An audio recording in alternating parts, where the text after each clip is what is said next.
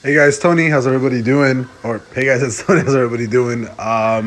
Futures are pretty green. I mean, essentially a 1-for-1 match would essentially be the S&P 500 hitting all-time highs and every single other index hitting all-time highs also. So futures are extremely green, which I'm not surprised because I am super bullish, like I said before, up until the very first interest rate hike, which I think is going to happen late Q1, early Q2. So, late March, early April-ish, sometime around there.